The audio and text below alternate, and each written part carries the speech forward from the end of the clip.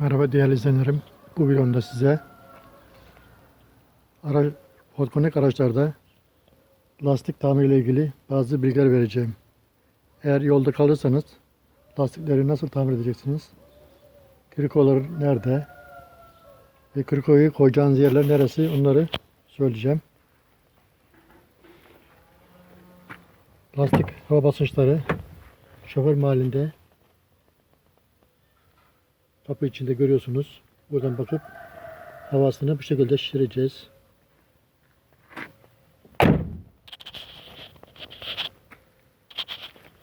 Gelelim krikonun olduğu yere. Kriko aracın arkasında sol tarafta bir bölme var. Şu gördüğünüz işaretin olduğu yerde açtığımız zaman şu gözde bijon anahtarı ve bölme var. Bu bölmenin içinde bijon anahtarı ile beraber krikoyu görebilirsiniz. Buradan krikoyu çıkarıp stepneyi takmak için bijon anahtarıyla şuradan çevirip stepneyi alttan çıkarıyoruz.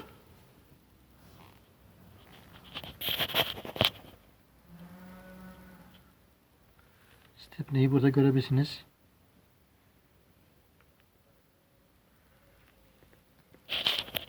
Şuradan çevirerek alttan stepne aşağı iniyor. Buradan stepneyi çıkarıyoruz.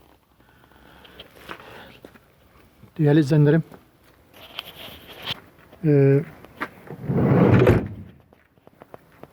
Ford Connect'le diğer bir husus da özel anahtarı var.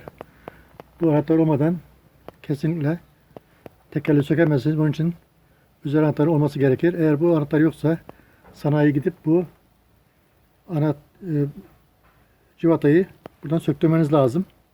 Söktükten sonra normal bijon anahtarıyla diğer civataları çıkarabiliriz. Tabii civata çıkarmadan önce ne yapıyoruz? Stepneyi aracın arka tekerin önünde şöyle bir işaret var. Stepney krikoyu buraya koyuyoruz. Aracı kaldırıyoruz. Tabii kaldırmadan önce ne yapıyoruz? Buradan civatları gevşetiyoruz. Ondan sonra krikoyu kaldırıyoruz. Tekeri çıkarıyoruz. Çıkarttıktan sonra stepneyi takıyoruz.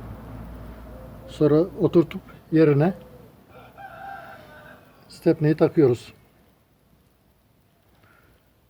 Stepneyi taktıktan sonra artık yola devam edebiliriz. Tabi aracı eğer lastik patlamışsa yolun en sağına bırakıp arkasına reflektör koyacağız. Reflektörün 150 metre geriden görülmesi lazım. Aksi halde yolda değişik kazalar olabilir. Araç hızla gelip sizi çarpabilir. O açıdan reflektörün geriye korup 150 metre geriden görünmesi lazım. Değerli izleyenlerim, şuradan şu kapağı söküp bijon anahtarları, civatları burada içindedir. Buradan söküyoruz. Ön tekerin aynı şekilde arka tarafında şu işaretli bir işaret var.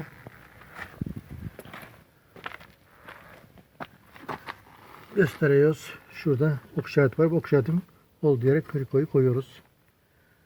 Ondan sonra lastiklerin civatası, tekerin civatası sökülmüşse kaldırıp aynı şekilde stepneyi buraya takıyoruz. İndirdikten sonra civataları sıkıyoruz. Değerli izleyenlerim, lastik havasının şoför mahallindeki kapının iç kısmında havanın ne kadar şişireceği bir tabela var. Orada bakıp aracın yüküne göre ne yapıyoruz? Lastik havaları şişiriyoruz. Değerli izleyenlerim, biz de hazır satılan tüpler var. Tüpler vasıtasıyla yolda kaldıysanız aynı şekilde lastiği hafif şişirip yola devam edebilirsiniz. Bu şekilde lastiği sökmeye gerek yok. Bu tüplerden alıp lastik tamir tüpleri alıp bu şekilde de yapabiliriz. Bu daha kolay.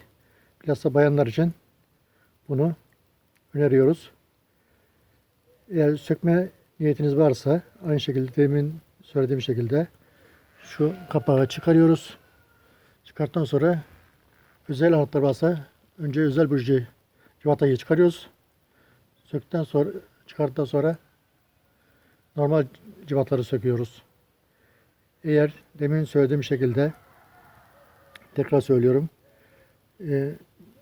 Özel anahtarınız kaybolmuşsa o zaman tornavidayı götürüp özel civatayı söktürüyoruz.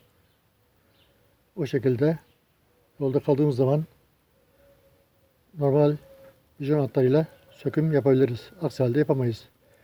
Bunun bilinmesi lazım. Mutlaka daha önceden yola çıkmadan özel vijon civatasının anahtarının olup olmadığını kontrol etmemiz lazım. Değerli izleyenlerim, şu anda aklıma gelen hususlar bunlar. Soracağınız sorular varsa yorumlar kısmında sorabilirsiniz. Bu arada kanalımıza abone olmayı unutmayın. Sevdiklerinize videolarımızı paylaşın.